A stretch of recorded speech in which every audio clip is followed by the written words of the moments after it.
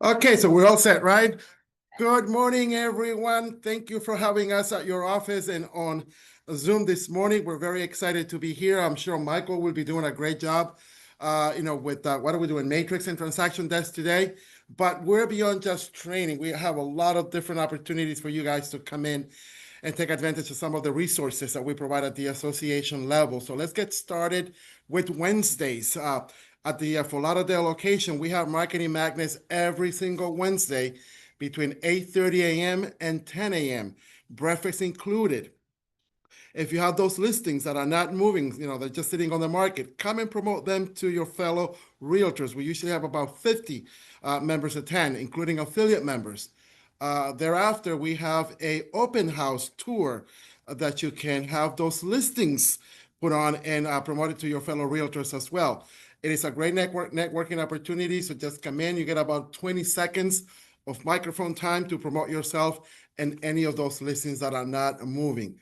If you cannot make the Fort Lauderdale one on Wednesdays, we also have it in Boca Tuesdays, same hours, 8:30 a.m. till about 10 a.m. So please come join us and promote yourself. So let's just say that tomorrow you will definitely be coming and joining us in our Fort Lauderdale location. And then later on that afternoon, we have a mix and mingle at the South Bar and Kitchen in Pompano Beach. It is a free event, networking opportunity, great hors d'oeuvres. You can come in and just have fun with us. We're about giving you those networking opportunities, getting to know each other, making sure that you're maximizing your opportunities as best as you can. We're also having a realtor party, celebrity bartending, a Blue Martini on June 25th between 5:30 and 7:30 p.m. Come have a drink on the house, come and have hors d'oeuvres, different market areas so you can expand your business. Once again, a lot of great opportunities to go out there and make it happen. Along those lines, one of the things that we want to remind you, it's about not just the MLS listing, but we give you also new construction opportunities with Builders Update and New Home Source Pro.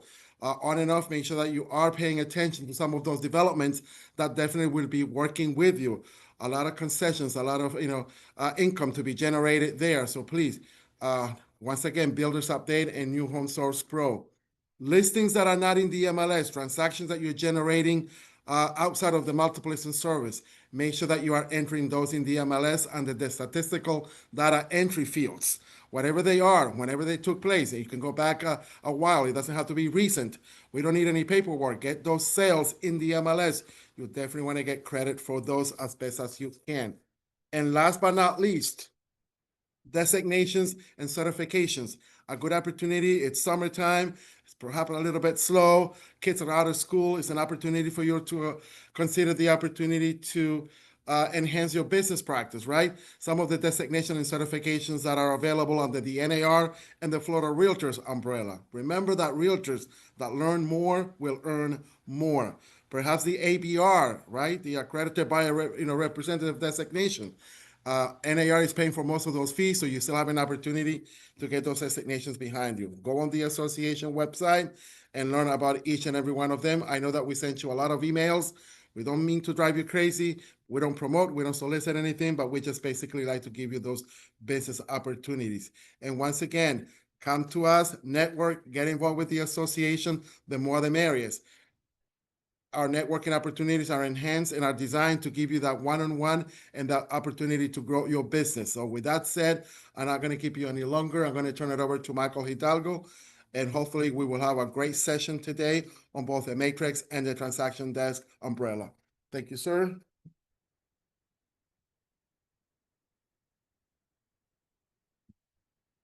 All right, thank you, Ariel. All right, guys, so we are actually teaching this class today. This is going to be Transaction Desk. We're teaching this as a hybrid. So for those of you that are joining us from Zoom, feel free to put your questions in the chat. I will be monitoring that list. That's going to be my eyes and ears to see if there's any questions there. This session is going to be recorded, so Lisette can send that to you if you want to watch us over and over again.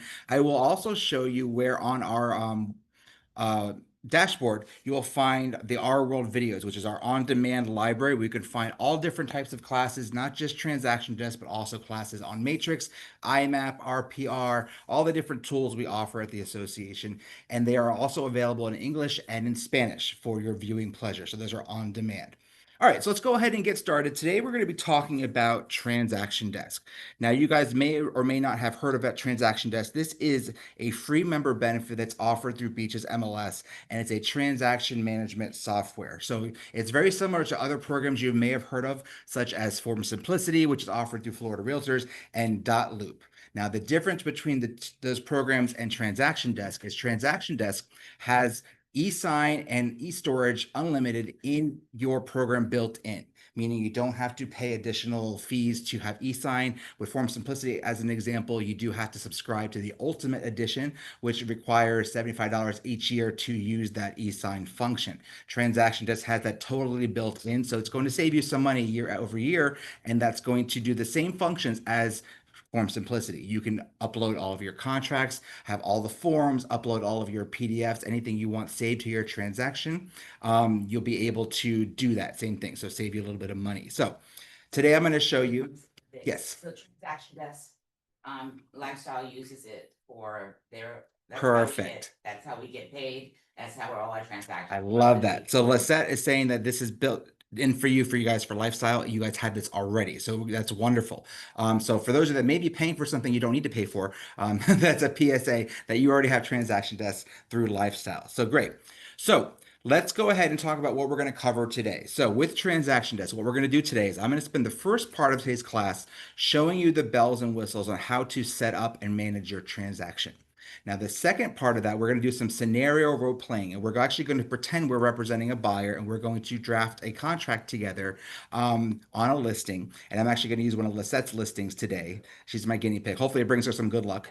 And we are going to submit an offer to our client to sign, and we're going to do the e-sign together. So for those of you that have never done an e-sign, or maybe you're nervous about doing e-sign, I'm going to show you how to build the e-sign from scratch. I'm actually going to send it to myself. That way you can see what your consumer is seeing, and you'll be able to troubleshoot any issues they may have. And it's very easy to use.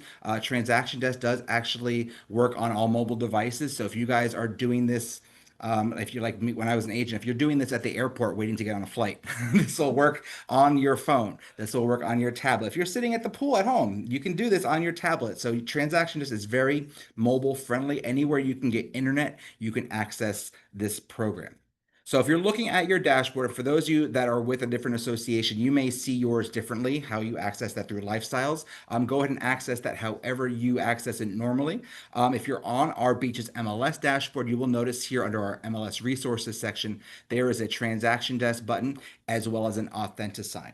Now, these are two separate products, but they work together. So the AUTHENTISIGN is the e-signing component, and Transaction Desk is the management component. Okay.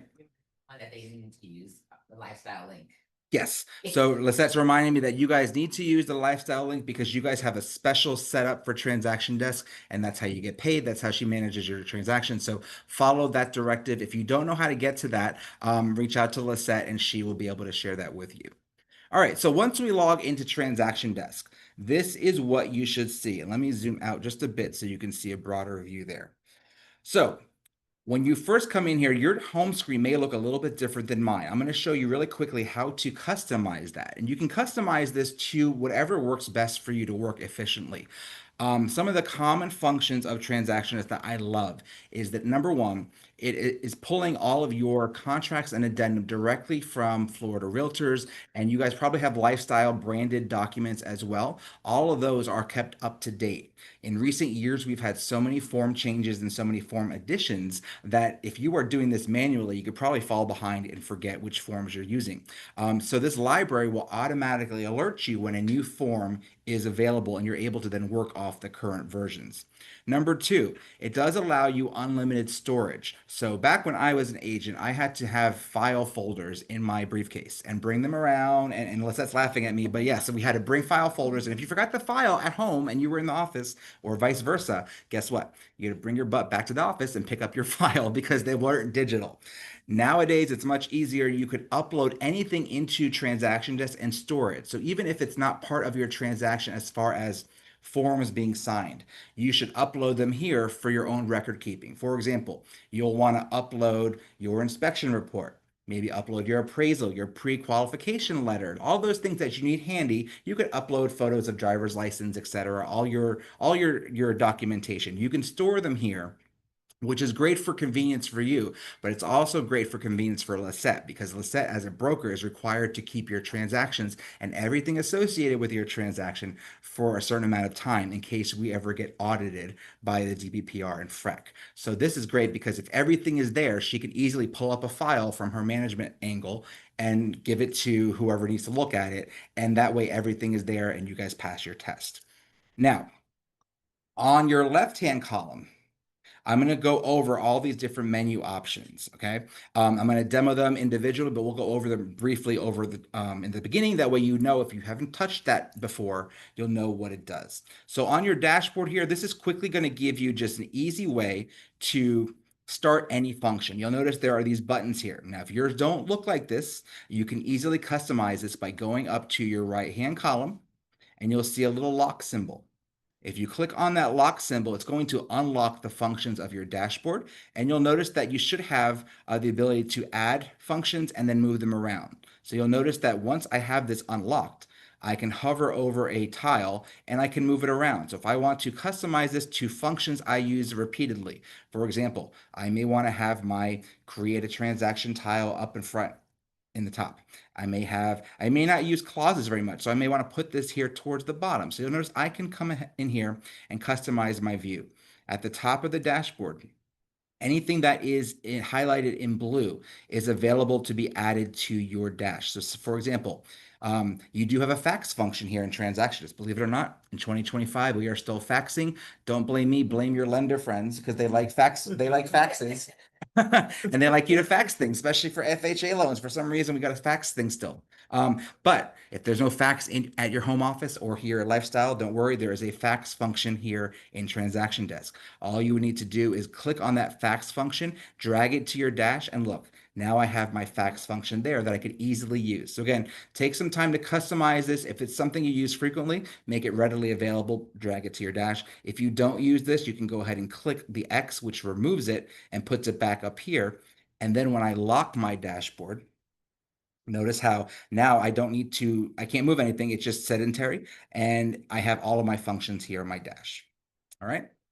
Moving down to your transactions over here on the left-hand side of the panel. My transactions are going to order my transactions. I can view them in different ways.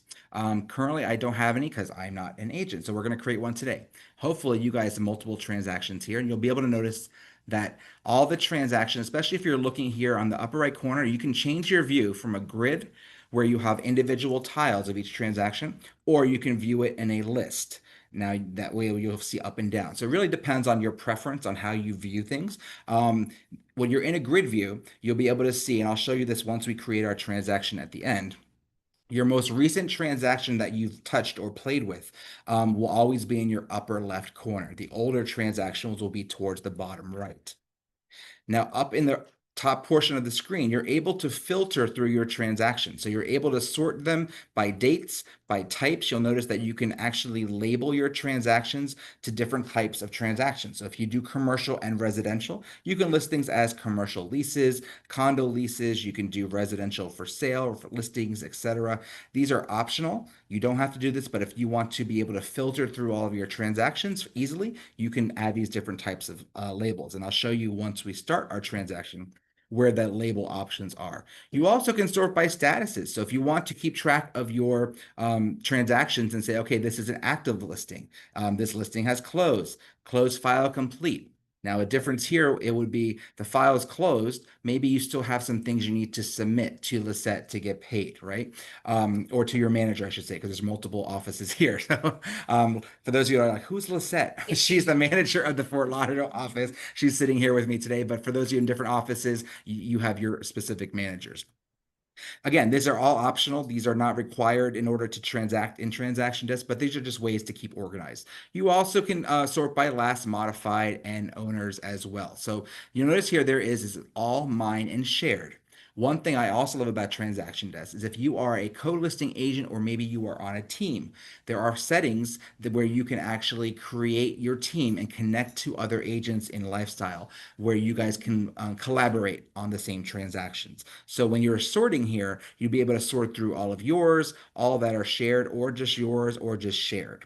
So really briefly, I think I forgot to go through the settings here, but let me show you where those team settings are for those of you that may be co-listing and you want to collaborate on different transactions. They can't do that. They can't? They have to actually request that. Perfect. Okay, Lisette has informed me that you guys have to request that from her. So that is a user function on her end. So if you guys do want to share transactions, reach out to your manager and they'll be able to set that up for you.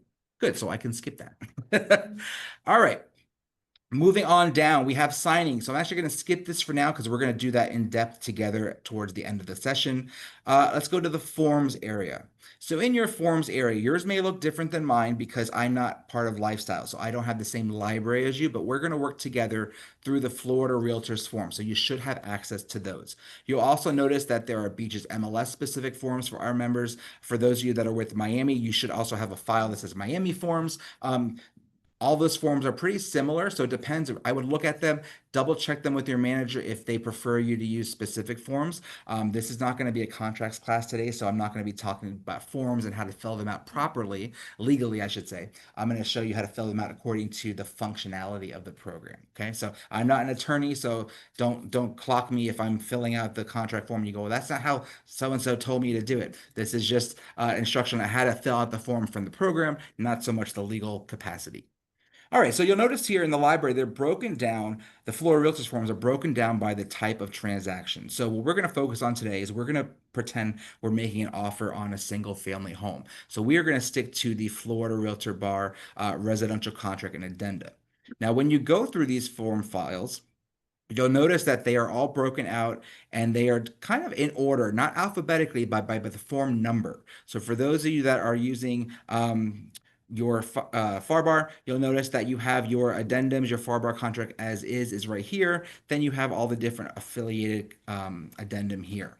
On the right side of your screen, you'll notice that there's a circle where you can select forms, or there's a menu option, which is the 3 vertical dots. I call it the stoplight. Click on that stoplight. You'll notice there are options here where you can preview the form. You can click new, which will start a transaction with that form. You can download the form to your computer as a PDF if you just want it for studying purposes, or maybe you want to forward the forms to your consumer to have them preview and review it and you can talk to them about it. Or you can print the form here as well. Okay, so what I like to do, because I'm not trying to scroll through all the different forms in the library, and your lifestyle library may be similar and have all different types of forms in there. Notice how in the upper right corner, there's a search bar. So you can type in the search bar and type in whatever form you're looking for. For example, if I'm looking for a lead-based paint form, I can type in the word lead and notice how it's going to find all the forms in the various libraries that have the word lead in the title. So you can discern which form you're using, whether it's lead-based paint disclosure for rentals, using the disclosure for residential, addendums, etc. Same thing. If I were looking for, let's say that we're going to finance with an FHA loan, and there's an FHA addendum. If you did not know that, you can type in FHA into the search bar and it will identify all the forms in the libraries that have FHA in the title. So that's how you can easily select the forms. Again, your menu options are to the right where you can preview, add them to transactions, download, and print. Any questions on that? Unless that you're watching the chat, right? Okay, perfect. One thing we can say about that is when we start a transaction, we have a template, so it brings a lot of the forms Perfect. over. Love that. So Lisette informed me that when you guys start your transactions through your lifestyle transaction desk portal, you have templates where you can select multiple forms depending on who you're representing. If you're representing a buyer, you choose a buyer template, seller template, etc., and all your associated forms will be there. So that's great because they've done half of the work for you to identify which forms you need, and then you can just cherry pick which ones are applicable to your transaction. All right, moving down, the next section I want to talk about is your documents. Okay, so now forms and documents are similar in where they house your different transaction documents. The difference here is the forms is where you're going to find your contracts and addendum that you're going to download and fill out. Now, your documents is where you're going to upload information to this system for storage or for easy access. So, for example, earlier I mentioned if you want to store your inspection report and store your pre-approval letter, store anything your credit report for tenants, etc.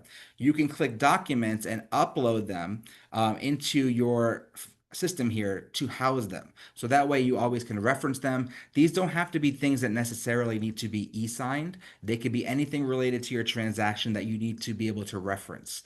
So you'll simply click on add in the upper right corner, and then you can add it to your different folders here. Now, I'm going to show you how to do this specifically once we enter our transaction, but this is where you'll have all of your documents that you can keep handy for you. So, for example, if you work with your preferred lender frequently and they have specific documents that they give to their buyer clients, it wouldn't be a bad idea to get permission to save those and have them just ready to distribute whenever you work with the buyer. You can say, hey, if you're going to use this lender, here's all the documents they would prefer you to use, and then you could have them stored here in your transaction desk for easy access.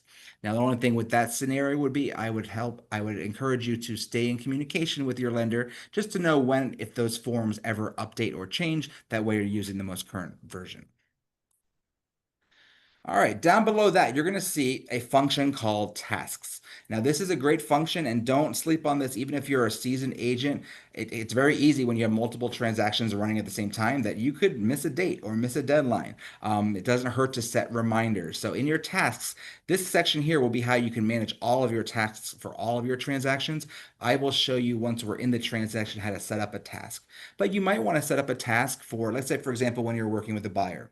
Once you're under contract, you might want to set a task saying, okay, this is the reminder the deposit's due on this date. This is a reminder that my inspection window is closing on this date. My loan commitment is on this date. And you give yourself a little reminder, that way you can stay on top of things because you don't want to miss a deadline. So for those of you that are newer and haven't done that many transactions, this is a great way to feel more secure and make sure you feel like, oh, I don't want to miss a deadline. I don't want to mess up. Let me set those reminders. But for those of you that are well seasoned and you've been transacting for years, don't forget, this is available to you. It doesn't hurt to have reminders because we all forget. Life happens and we go, uh-oh, the deposit's due today. And let me remind my buyer, and let's all stress out and wire something in the next hour. I'm sure you've all been in that scenario. That task will help with that. Next, move on to your contacts. Now, your contacts in this section don't filter in from your MLS. So your MLS, even though it can pull data, which we'll do later on, into Transaction Desk, it doesn't pull your personal account data, meaning your MLS contacts. Now, you'll have to add them into this yourself, but I would only add the people that you are transacting with. Now, keep in mind, this is not a marketing system, so you're not going to be putting just listed or just sold, so you don't need to add in your dog walker, your hairdresser, everybody that you market to. Your whole sphere of influence doesn't need to be here unless you are doing a deal with them to list, sell, or lease a property, okay? Now, to add your contacts, on the right-hand corner, upper right, you'll see a plus symbol that says add. When you click on that, you'll notice you can create a contact, or you can add from specific systems. For example, you can add in your Google contacts. Also, if you are using LionDesk, which is a CRM that specifically integrates into Transaction Desk, which you may or may not have access to, I'm sure Lifestyle has their own, you could pull from there. So I'm simply going to create a contact from scratch. You'll notice that once I'm here, it gives me the options to add a type. Now, is required. See that little red asterisk there? Now, you're going to label what type of contact are they. Now, you can see they could be another agent. They could be a broker. Is there a question? Somebody's not. No? Okay. So here you can label what the contact is. So for example, I'm going to go ahead and add in my contact here. So today we're working with a buyer. His name is Bob Buyer. And we are going to add him in our contacts, because we're going to actually use him in our transaction later on. So notice here, there are options here to list a company name. First name and last name are required. And email is also an option. So I'm going to fill this out and put in Bob Buyer. And his email, I'm going to put mine because Bob is not a real person.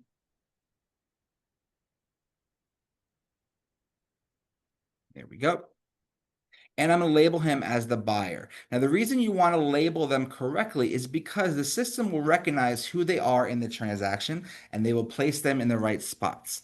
Now, what do you say? Well, what happens when Bob few years later wants to sell, and now he becomes a seller. Well, you simply go into your contacts, update Bob's label, and just put him as a seller. Now, if you are working with Bob in multiple capacities, if he's buying one, selling one, those happen, you'd have to individually update this after each time you're trying to update the transaction, which could be a little complicated, but that's a rare scenario that you may encounter. Notice up top it has preferred and addressed. Again, those are optional. With preferred,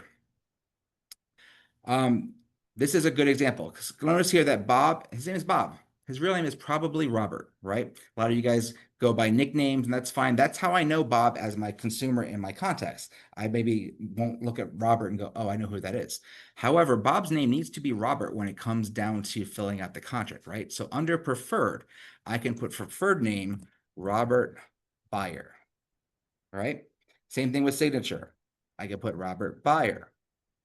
And preferred initials would be RB. Everyone see what I did there? So he's known as Bob. So if you know someone, her name is, you know her as Maria, but her real name is Consuela. You got to put her real name somewhere because that's the legal way you put it on a contract. However, in your contacts, you can remember them as how you know them personally. All right.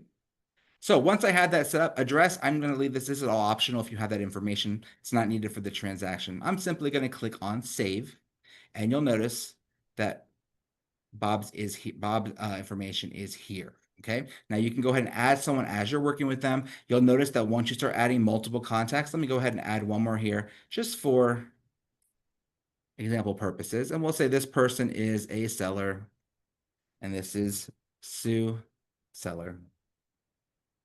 Click on save. You'll notice as I'm adding contacts, they will be listed here in alphabetical order. Now, there's no limit to how many contacts you can have here. And after a few years of doing real estate, you're probably going to have a couple hundred contacts, hopefully, in your section here.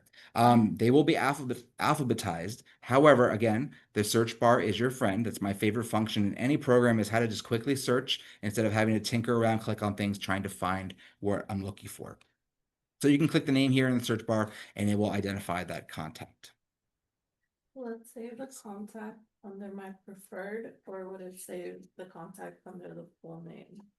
So here it shows, I put it as preferred, and it's going to show as Robert here. So if I click on him, you'll notice that under general, it has his first name, but it's displaying as the full. So that's a good question. So it depends on how you want to remember this. If you can't remember Bob versus Robert, maybe leave it as Bob, and then when you're filling it out, you can manually change it. The reason I do it this way is because when I auto-fill the contact information into my contract, it's going to put Robert versus Bob. So it really depends on how your personal memory is. But notice how I put here general and preferred. So if you click on that and you go, I don't know who Robert Buyer is, and you click on it and go, oh, that's Bob, right? Good question. They have similar common names. Yeah, like Bob and Robert, that's an easy way to do it. But I know, like, I have cousins that their name is Anthony and they go by Steven. Like I don't say that Steven's his middle name, but he goes by Steven. So I'm like, if you were writing a contract for him, you'd be like, I don't understand your name. Why are you going by a different name? So again, you can manage your contacts however it works best for you. What I wanted to take away from that is you're going to add your contacts manually when you start a transaction, and then you are going to add them in there, and make sure if you are going to plan to do an e-sign with them, put the email address in the contact. That way it's easier to upload and start the e-sign transaction once you need it. Next up in this section, we do have clauses. So I'm actually going to just briefly tell you what this is. Again, I'm not an attorney, and you guys may have in-house preferences on how you are able to modify your contracts. Clauses are additional terms that are usually added to the additional terms section of the contract. The most common ones you guys will see will be like, oh, buyer and seller agree to close out any and all permits, et cetera, et cetera. Again, I'm not an attorney, and each office dictates how they do those clauses on their own. So I'm going to leave that to your manager to allow you to write those in. But if there are common clauses that you guys use as a company, they could be built into here. That way you can easily click them with one click into your contracts. And I'll show you how we do that later on with some clauses I already have here. But again, I'm not going to tell you how to write clauses because that would be a legal capacity.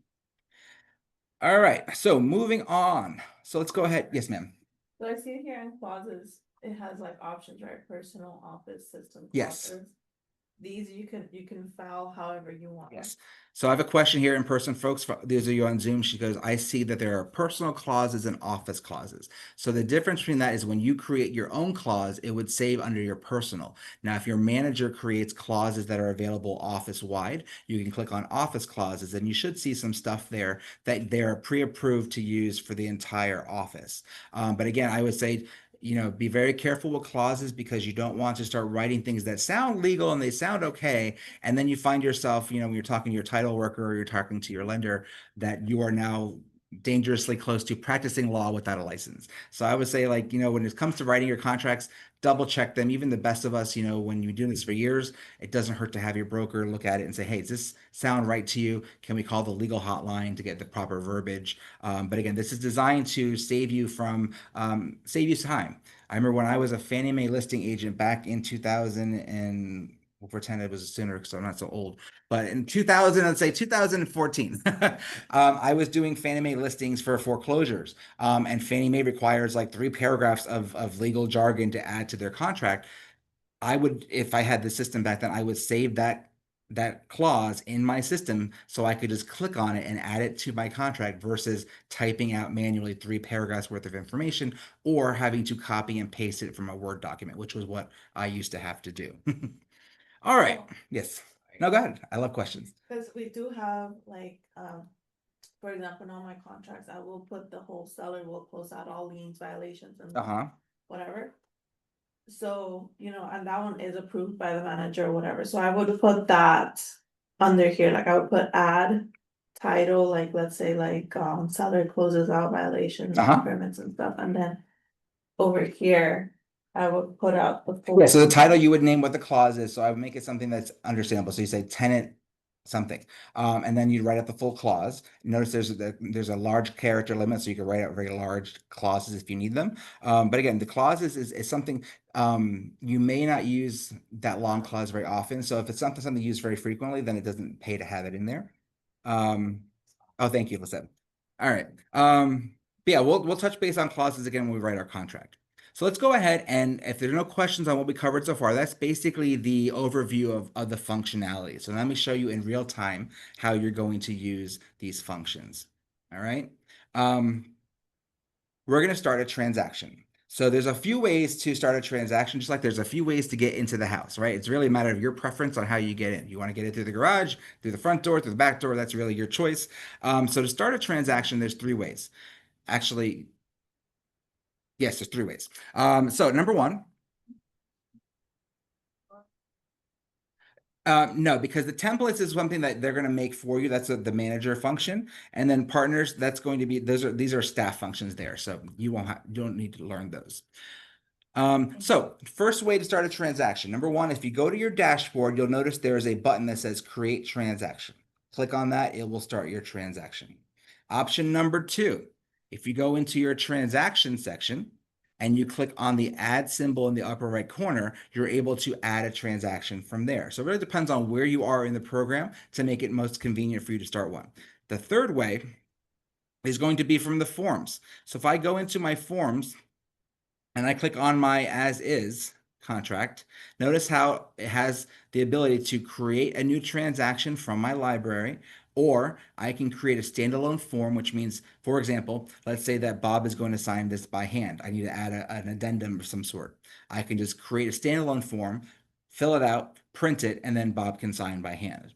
Or I can add the form to an existing transaction. So some options here from the library. Now, hidden benefit number 4 is if you are in your MLS, and this is something that if you're working with a buyer or a tenant, this is going to be a lot easier for you. You can't do that? Okay, skip that. This is why I love that Lisette's here, because I don't want to be giving you guys things that you don't have access to. All right. So let's go ahead and start our transaction. I'm going to go to my dashboard because that's my preferred way of accessing the transaction.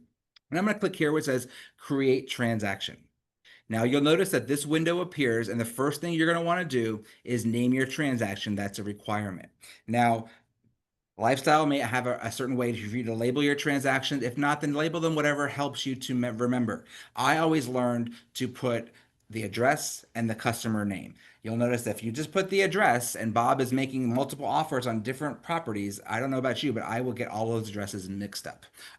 So I would always put the address. So we're actually going to use a real listing. We're going to use Lisette's listing as a guinea pig here. And she has a listing in Miramar at 15021 Southwest 18th Street. And then I'm going to put here, Bob Buyer. Okay. Again, you can label this however helps you to remember or to sort through your transactions. Below that, you're going to see a type. Now, this is optional. Remember earlier I said if you want to... That's where we have our check. Yes. So you'll have your templates here, and you'll see checklists for templates, and it'll have a drop down. This is for a type of transaction to help you sort, but you guys at Lifestyle will have another drop down where you're able to choose templates. And in that template, then you can go ahead and choose a buyer template, and it'll have all the different various forms related to buyer transaction. And then if the form doesn't apply to your transaction, you can easily deselect it and then only work with what you need. So it's very customizable. This is great because you'll have the confidence of saying, well, I don't know what kind of forms I'll need to represent Bob, but they're all here. I don't have to guess, and you can just cherry pick which ones you need. All right, next feature. Now, this is a really cool feature that I love because this allows you to import the data to your transaction. Now, more often than not, you're going to import from the MLS because most of you are probably representing something that's in the MLS, a rental or a sale. Let's see, we have a question in the chat here. Yes, good question. Question in the chat was, can you edit the name of the transaction? Once you are in your transaction section, you can definitely edit that and change that if you want to revise that for sure. So importing data, you could either do it from the MLS, which is most common, or you also can import it from the public record through IMAP. Now, why would you guess that that would be beneficial to you guys? Well, you may be writing a contract for sale by owner. And that listing probably isn't in the MLS. Hopefully it's not, because it's not selling it by owner, it's being sold by a realtor. But that will be how you can pull data from the public record, such as the property address, the parcel number, all that stuff that you need to put on either your listing agreement or your contract. All of that can be easily added from the public record. So she's asking a question, can you only import data from the Miami MLS or only the Beaches MLS? Love that question. I haven't gotten there yet, but I'm about to answer that right now. So if you go down to your import data, because we do data share, so it doesn't matter which association you're with, you're going to get the full list of data from Miami-Dade County all the way up through Port St. Lucie, because we share Beaches MLS data shares with Miami and vice versa. So you guys as agents, no matter where you have your membership, you will be able to auto-populate from those listings. So you'll notice here that it's broken down. There's Beaches MLS and there's Miami and Beaches MLS. Now, if you're pulling from the public record, let's say for a listing agreement or whatnot, or for property off market, you'd be able to pull in from IMAP. Now, if you selected IMAP, you're going to go in here and select your county, and then you can select your tax ID number if you have it, and then you'll be able to upload information or import it from the public record. Now, if you're doing it from the MLS, you can go ahead and select Miami and Beaches MLS, and that's going to allow you to put in your MLS number. Okay, so that's how you can go ahead and do that. So for the MLS number for this listing is going to be F as in Frank, 10479. 639. I can't even read my own handwriting. All right. So that's going to then pull information from Lisette's listing. That's going to pull in the property address. It's going to pull in the parcel ID number, the county, all those different data points that you fill in directly from the MLS. It's also going to do something really cool where it's going to pull in the remarks. It's going to pull in things like the tax amounts, the maintenance fees, the condo association fees, etc. All those pull in because depending on what forms you use, it may need that data. It may plug and play as you need it, which is really cool. From IMAP or from the MLS. Now, one thing I will tell you, if you're pulling from the MLS, it's not a bad idea to go back and double check certain things, because you're trusting that the listing agent is giving you honest and accurate information, which double check when you're filling them out. Auto-populate from the MLS, but doesn't hurt to double check what the association fees are, etc., because those are going to be what are auto-populated. And if you put in wrong things later on, you might have to alter them and then have to add more paperwork to correct that data. So again, you can trust the information there, but it may not always be accurate, so it doesn't hurt to do your homework. All right.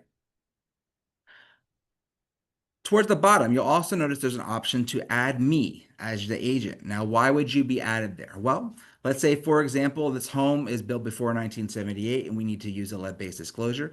You guys should be aware that you do need to sign that as the agent. So you and the listing agent are part of that. So if that's part of your paperwork, or maybe there are disclosure forms from the lender you're including there, anything that you need to sign off on, guess what? You can add yourself to that transaction. That way you are part of the parties that are initiating any kind of documentation.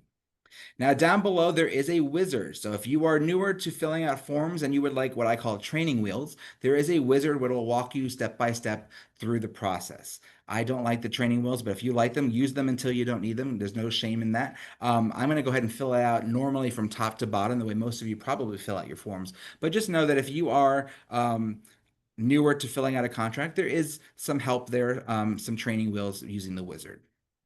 All right. There's no questions on this section here. Just as a review, we named our transaction. You are able to use a type or use a template if you like, and then we're going to import the data from that MLS number. Pero es un renter, no un buyer. Okay, so if you are working with a renter, would you select add me as neither? So if you are working as representing the very good question. So here, add me as the listing agent, the selling agent, neither or both. So keep in mind, this is where you use these. Listing agent, obviously for representing a seller. These are all optional organizational tags for your transaction. So if you are representing a seller, choose the listing. Choosing if you are the buyer, you could choose selling agent. You also could use selling agent for when you're representing a tenant. Unfortunately, there's no discernment between listing, selling, and tenant. But you can organize those any way you want. Neither or both, those would be used for both. Obviously, if you're representing both sides of the deal, you can represent both. And neither would be, let's say, for example, that you are the team leader and you are modifying a listing for your team. You may not be either, but you're labeling yourself. Again, these are all just ways to organize and filter and sort your transactions. So if you don't like how that's set up, you don't have to use it. All right, so once we are ready to create our transaction, in the upper right corner, I'm going to click on Create. Let's see here. No records found. Yes. You have a question?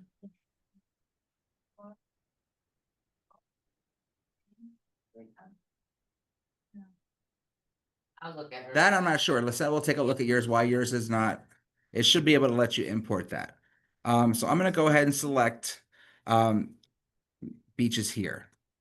This could be a reason I can't do that. It's because I'm not a member of the Miami Association. So you guys, if you guys are pulling that from that and you're with Miami, that should work for you. Try that. If it doesn't work for you, let me know in the chat. I'm going to switch this over to Beaches because that's where I'm pulling from my data. And I'm going to select Create. Now it should automatically start a transaction and then pull in the data. Give it a second. It takes like about 5 seconds to load. Here we go. So now we are inside of our transaction. So now this is Bob's transaction. You'll notice that my title for my transaction is up at the top. To the right, to the left of that, notice how it pulled in a photo. I love this feature because I'm a visual person, and when you're looking at your transactions, it pulls the first photo from the MLS into your transaction. That way you can visualize when you're looking at all of your transactions.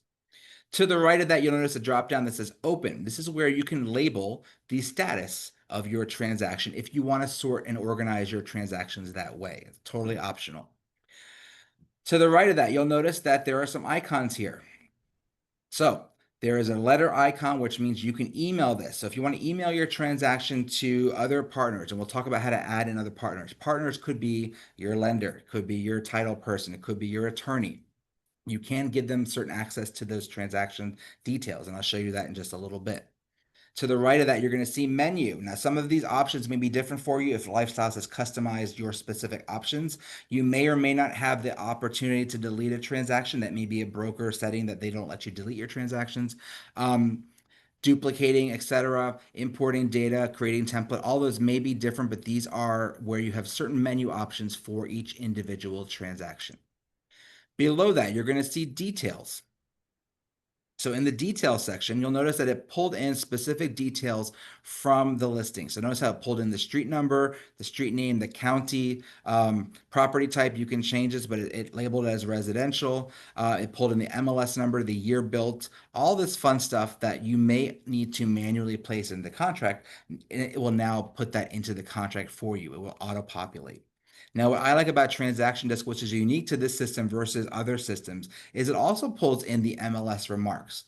Why is that handy? Well, Lisette may have said, okay, there's certain things that are not included in the sale. There's certain things that are like certain data points that may have changed over time. This will pull at the time of your contract what those remarks are.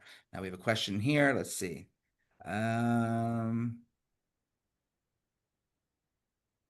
we're not allowed to delete them. Yes. So I'm told that that is a company policy where you guys are not able to delete your transactions.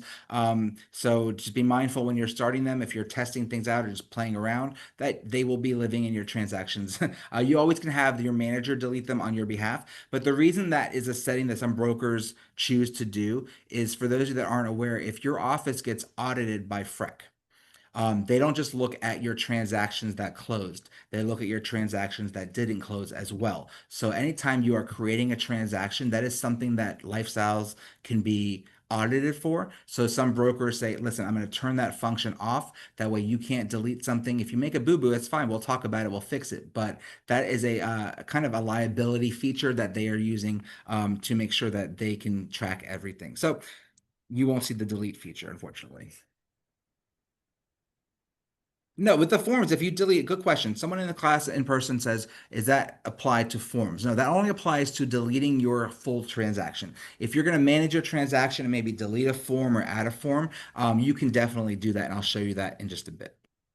All right, so down below, you'll see other information. Not everything is applicable to every transaction. So for example, notice how under listing information, it says things like balance of first mortgage, balance of second mortgage, other liens. We're representing a buyer here, so none of that is applicable to us, so I don't need to fill that out. Purchase price, I can fill that out here, or I can fill it out manually in my contract. It depends on my preference. I can put those in deposit amounts, second deposits, total financing. I can put those data points here, and then once I go to my form, you'll notice that they auto-populate. So it really is designed to help you save some time when filling out your contract. So for example, let's go ahead and be nice, and we're going to give... Let's see, we have a question. So thank you, makes sense. Okay.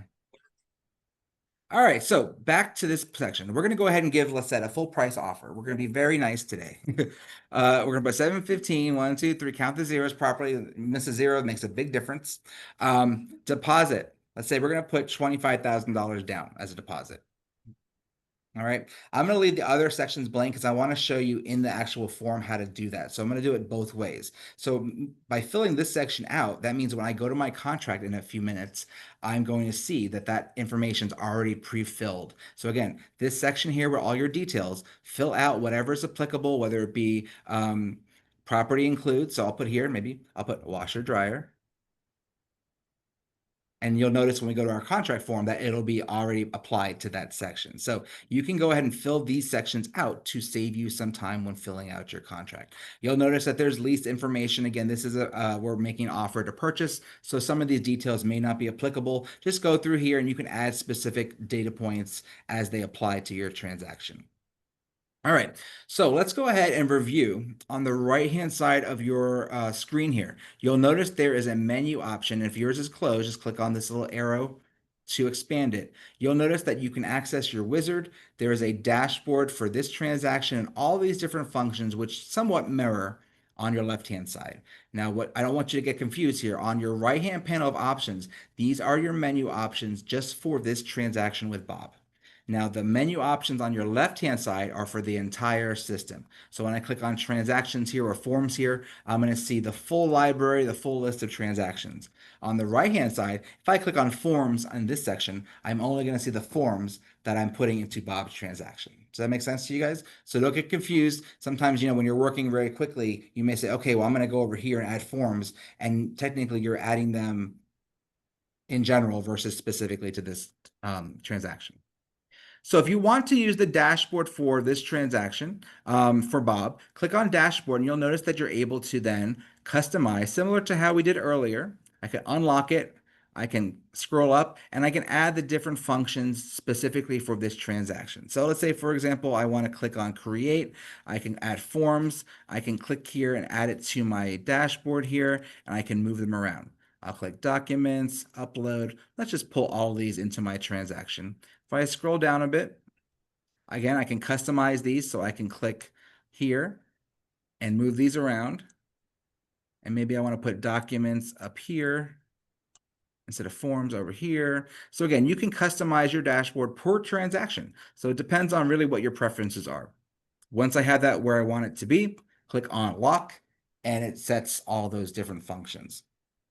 Now, if you wanted to start the wizard at this point, you still could start the wizard. If you want to put the training wheels on, you go, uh-oh, I feel uncomfortable. Click on wizard, it'll start walking you through those steps. It's about 5 steps to fill out the form.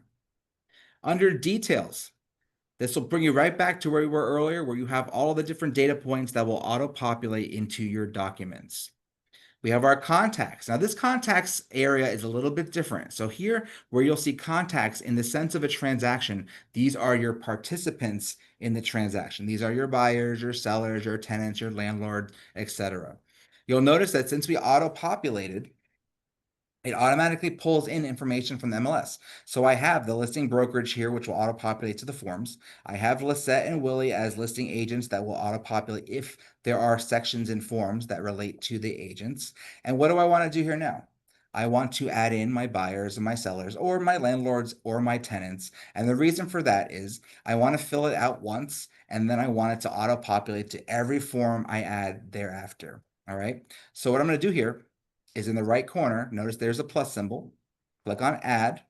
I can create a new transaction contact, meaning if I don't have them in my contacts already in this full system, I can add them here. I can use an existing contact. So if they're in my contact section, I can pull them for this transaction. I can add myself. I can add from Google, Lion Desk, etc. So I'm going to go ahead and add in from an existing because Bob is in our contacts. So when I click on add from existing, I'll select Bob and click add. Notice how it pulls up this information. Just to reiterate, if this is how you want it to view, again, double check the email. Nothing's more stressful than when you set up all that email for that e-sign information and then you realize, oh, I spelled the name wrong or I put the email address wrong. Then you can come in here and modify that. The legal name is all there. Everything's how I want it. Click on save and you'll notice that now Bob is listed here as my buyer. Now, let's go ahead and add the seller. Now, the seller is not my contact. Remember, they're not my client, but I'm filling out my form. So I do need the seller's name. I pull that from the public record. And I'm going to go ahead and add that seller as a new contact. And we're going to put in here, they are the seller. Under first name, we'll just say Steven. Steven sells. Actually, it's first name, last name. There we go. Now I don't need anything else here because technically they're not my contact. Now notice how the system automatically will request, do you want me to add Steven to your contacts? Well, he's not my client. I don't know Steven. I probably will never work with Steven. So I'm going to select no because I don't want him cluttering my contact section. Click on save. And now I have Steven Sells and Robert Buyer as my contacts. Now they are listed as the buyer and the seller. The reason this is important is when I add documents to my transaction later on, it will always automatically place these names everywhere it says buyer and seller. It's also identifying when I do an e-sign, who is who and where to put their signing locations. Okay. Now you could add multiple. So if you have 2 sellers, 2 buyers, you can add multiple here. If you have 3 sellers, 3 buyers, there's no limit to how many you can add here. You can also add other contacts as well. If you wanted to add, for example, an attorney, maybe they need to preview the documents, etc. You can add them in there. But for the most case, you guys are just going to add in the buyers, the sellers, the landlords, or the tenants here. All right, moving on down to documents. Now, documents is where, again, we're going to upload information here. Let me see, there's a question here. How do you add a seller by in case of an LLC? Very good question. In case of an LLC, what you're going to want to do is you're going to, let's go back to our contacts. Now, the reason this is important, someone asked an LLC. So those of you that aren't familiar, if they're buying this property in a company name, for example, ABC Realty LLC or whatever the case may be, you're not going to sign that as the LLC, right? You have somebody that's approved. So what you would do is you would understand who the approved signer is for the LLC, add them as your contacts. Now here, let's say, for example, Bob was putting this into an LLC or a shell company.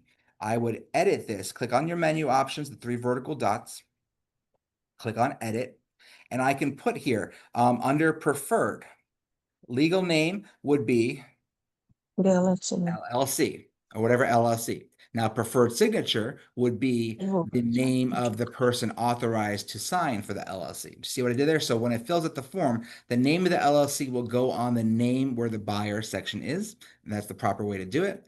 And then the signature area will be whoever is authorized to sign on behalf of that LLC. So I love that question because that is something common that you will see. And if you do that incorrectly, you might start to see where the LLC is the signing and the signature, and that's incorrect. Sure, I'll touch that. Robert. Okay, actually, let me close this. All right, next question. What if you have multiple owners of the LLC? How would you do that?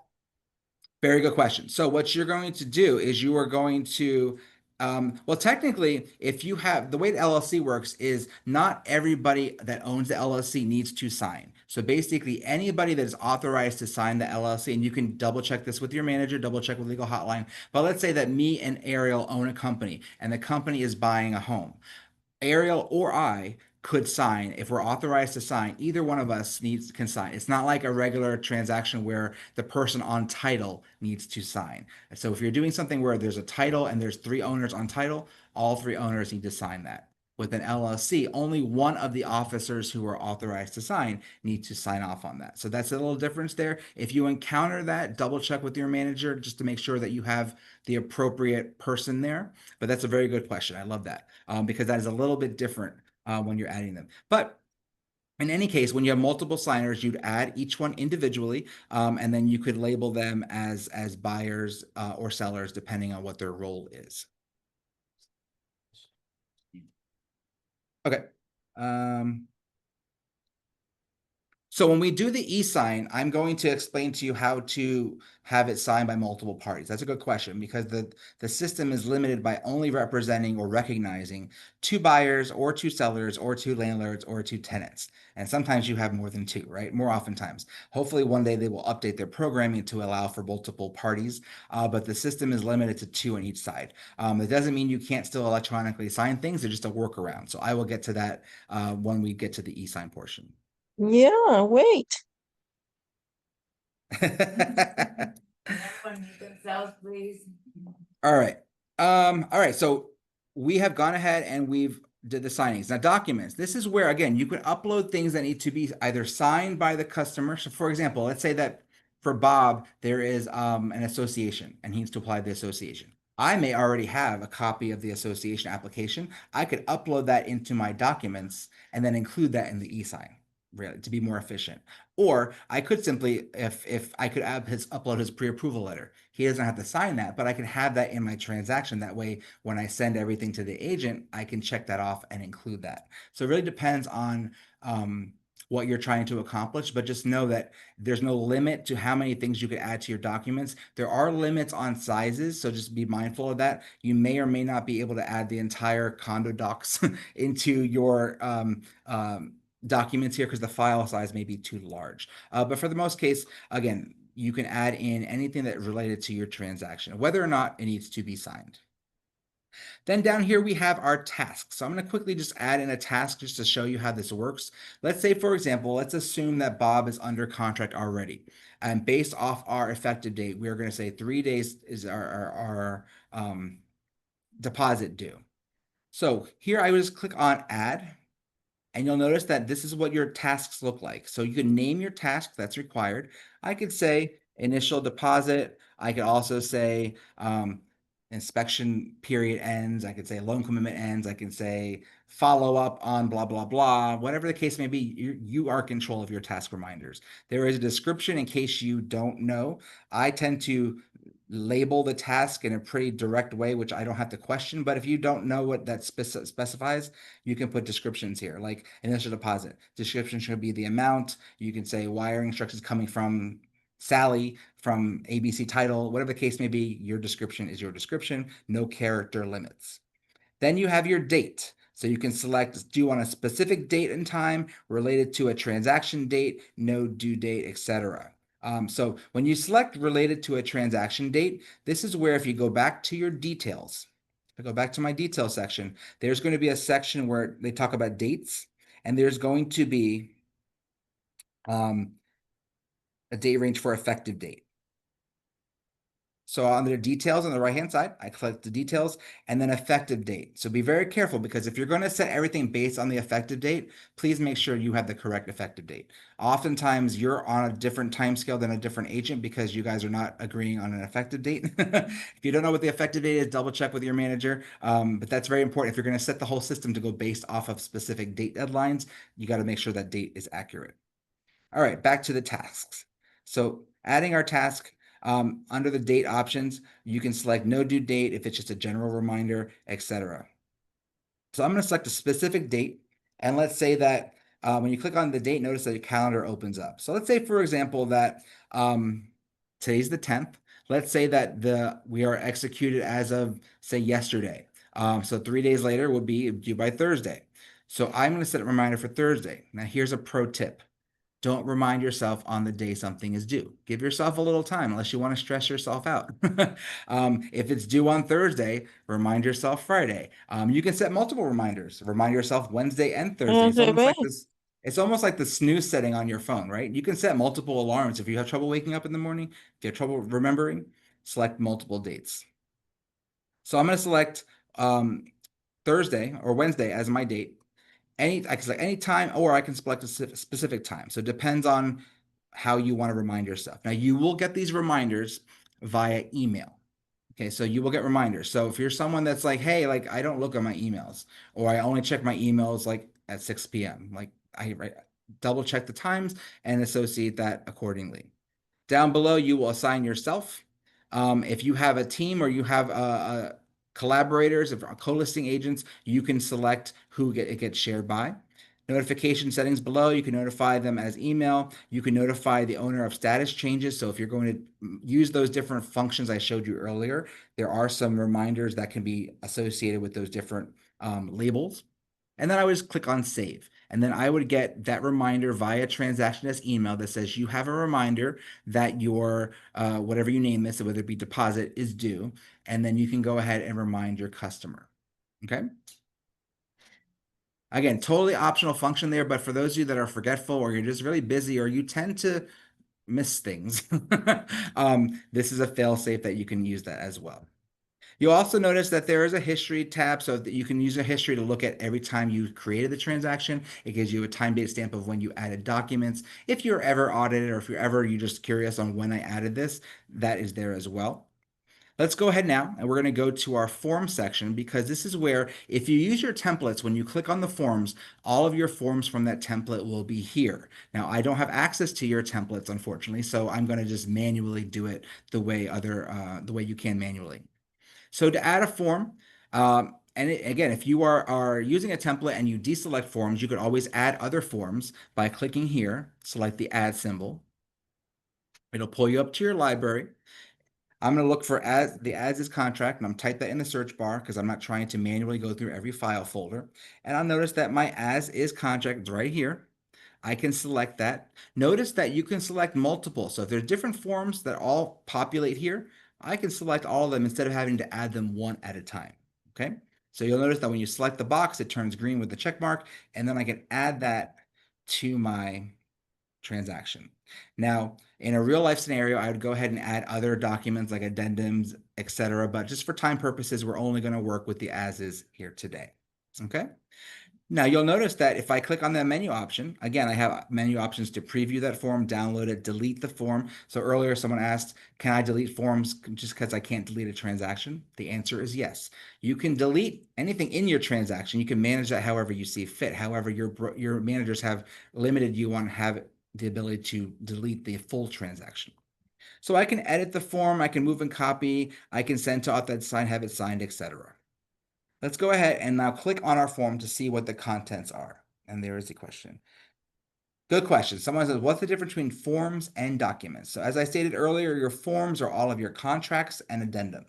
Your documents is anything that you upload into the system. It could be a form, it could be just your inspection report, it could be something that needs to be stored. So your correct. So remember, if you look at forms, remember that's your contract and addendum. If it's not a contract and it's not an addendum, it likely will fall into the documents category. So if it's something from your lender, if it's something from the condo association, if it's a tenant credit screening report, upload that and save it and house it into your transaction for easy reference. All right, so I'm going to click on my contract and that's going to open up the form. And as a reminder, this is not a contracts class, so we're going to do this very quickly. You'll notice that this is where the form looks like. I think I used the wrong form here. I used the wrong form here, so no worries. So we're going to exit out of this. The top, I'm going to delete it. Don't freak out. She's looking at me like, I don't know that form. Yes. So we'll go ahead and add this again. I'm going to add a form. And we're going to go ahead and just add in my as is. Here we go. This is the form I want.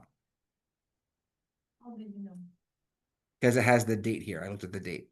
So before I was just as is, I clicked the top one because I wasn't paying attention. See, even the best of us, i.e. me, can make a mistake and access the wrong form. So don't feel bad if you're doing this fast. And that's what I'm saying, that when you're trying to do this very fast, sometimes that's where you make the mistakes. So no worries. I can delete that, add a new form. This is the form I should be using. There we go. Now notice that all these fields in blue, and it may be hard for you to see, but these fields here that are editable are in a pale blue.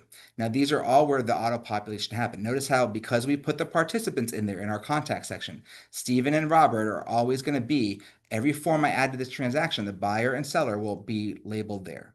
Now you could always go back, if you spelled their name wrong, don't worry, you can go back to your transaction details and fix their name.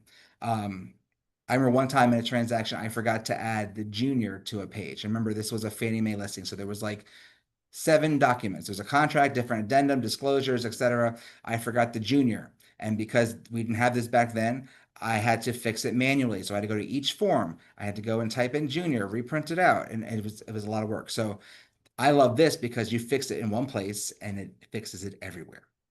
Notice how it auto-populated my property description. It auto-populated, remember we added in the washer dryer there that comes with the property? It auto-populated that from the details in my transaction. So that saved me some time. I don't like this font. Guess what? You can change the font. At the top of the page, there are these menu options. If I click on this option here, the little the letters here, I can change my font.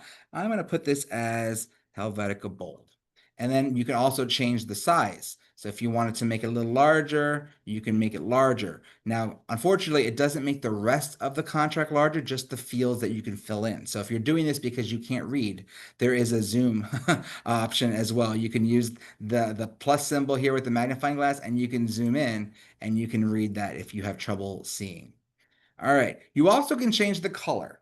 Now, don't ask me why they have green, pink, yellow as options here. I'm sure there's a reason for that. I would say try to do everything in black and blue. Your title company will look at you really weird if you start putting in pink. And then some of you ladies are like, I like pink. Well, when you photocopy them or scan them, it doesn't really translate. So keep it to black. So notice how it filled in all that information. It also filled in my price points here. So just as a housekeeping note, there are 3 different types of fields in your forms in Transaction Desk. There are fill in the blanks, which are similar to this, where you would just type in, for example, you would type in that doesn't include the chandelier, dining room chandelier. You just fill in the blank. The other type of field is going to be where you check off boxes. So this is where you could just check and it will mark the check marks. The other type of field is going to be a date field, and we'll do that in just a second. In the date field, you simply click on the date option and it'll give you the date. So we'll come back to this in just a second. So those are the 3 fields here. So as I mentioned, this is not a contracts class. I'm just showing you how to fill in the form functionally, not legally, okay? So let's talk pricing. How many of you guys get nervous when you talk math? Realtors hate math. I remember like I got there, I was like, I wasn't good at math in high school. And the first time we were in real estate school, they go, we're going to convert square footage from acres to square feet. I was like, damn it. I don't like math. But this will help you do the math. Notice how we auto-populated the price and the deposit. Again, we can manually put in here second deposit and financing. What's cool here is that it automatically calculates your balance here. So notice how it added 715 and 25,000 to 690. Now, if I say we do a second deposit after the inspection, let's say we're going to put another $40,000 down. 40, count your zeros. Yeah, she likes this offer, right? No, notice how it did the math. So its balance is 650. Now it even works for financing. So that's it. Bob's going to finance 80% of this. You could put 80% financing. Bam. Notice how it did my balance. So technically your balance plus your financing plus your deposit should equate to your purchase price, right? So for those of you that are nervous about the math and this gives you anxiety, this will calculate for you and you can modify this. Just be careful when you're putting in zeros because one wrong zero can really change what you're trying to accomplish. All right? Pretty cool, right? Got a question. All right, let's see. Is there a way to share the transaction with TC that has TD but isn't an agent? Transaction coordinator. So there is a way to do that. If you go back into, and if let me just save this real quick, I'm going to exit and save. And if you go to your details, or I'm sorry, your contacts, you are able to. Sure.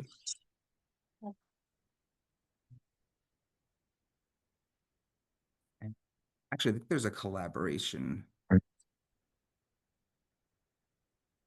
There is a way. I just can't seem to remember at the moment.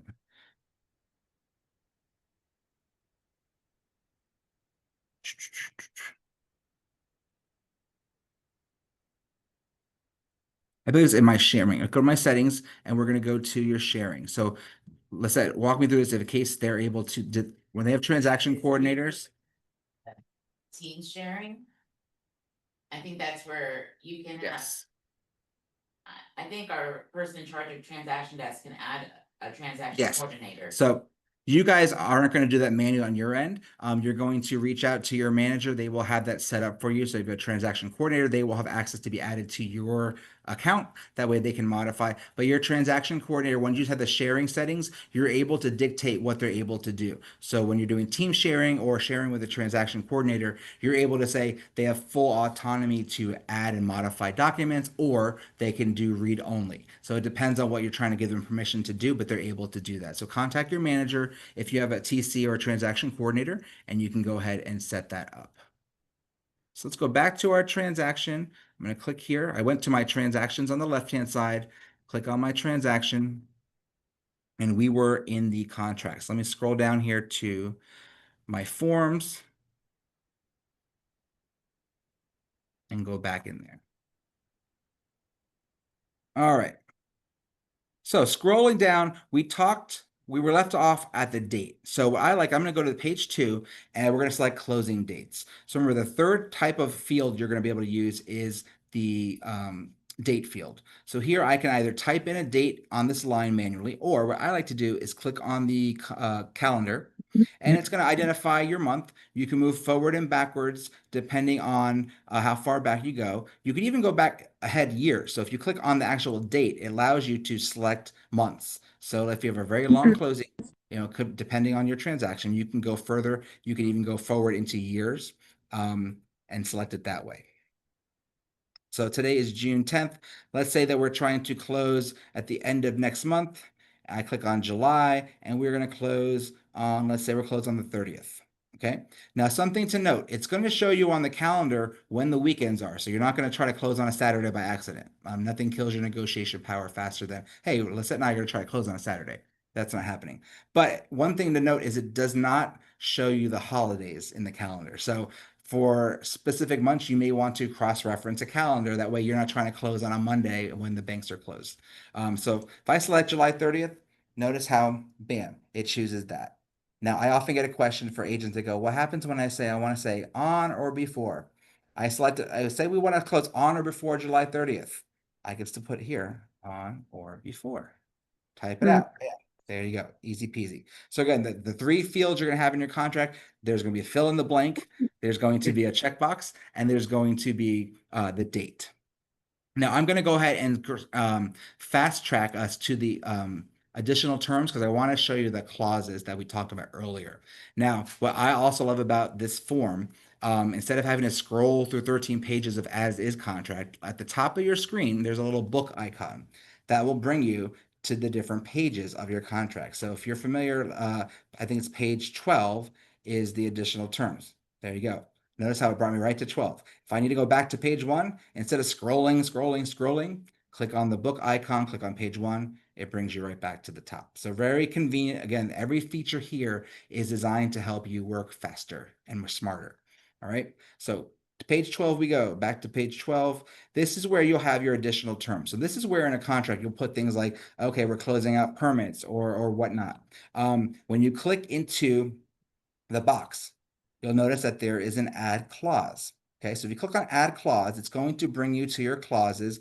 You have personal clauses that you create yourself, or there are office clauses where your management has created pre-approved clauses. So if those apply to your transaction, click on office clauses and you can select, I don't have any because I'm not part of your office, but I could select that clause, click OK, and it puts it in. So let's go back to personal clauses. And I don't have any here either, but I could create them. So let's go ahead and create one really fast, just so you can see how fast and easy this is. If I go to my main system options, I go to clauses. I'm going to put this under personal, and I'm going to click add. And we are going to say, closing clause, closing gift clause. All right, so this is just for fun, but this is where you'd actually put, what your manager or your attorney recommends as verbiage. I type here because we have the title and content. Notice you have 20,000 characters. So if you need a long clause, if you're doing foreclosure, short sales, if you're doing out of the global international sales or whatever you're doing that needs different verbiage, add them in there. And I'm going to put buyer agrees to provide a red Ferrari to buyer agent time of she likes that one, successful closing. I like red. I mean, colors are up to you. All right. But again, this is just an example of how you create your clause. I click save. Now let's go back to our transaction. I want to just show you how convenient it is to add a clause instead of typing it all out. I can easily go to my forms, go back to my contract. And I'm intentionally going in and out of different windows, guys, to make you see how easy it is to navigate, how quickly you can go into sections, fix things, set things up, and it's very user-friendly. So I'm going back to page 12 and click on additional terms. Click on add clause. Now what you guys would do would go to office clauses, but I'm going to go to personal and I'm going to select my clause.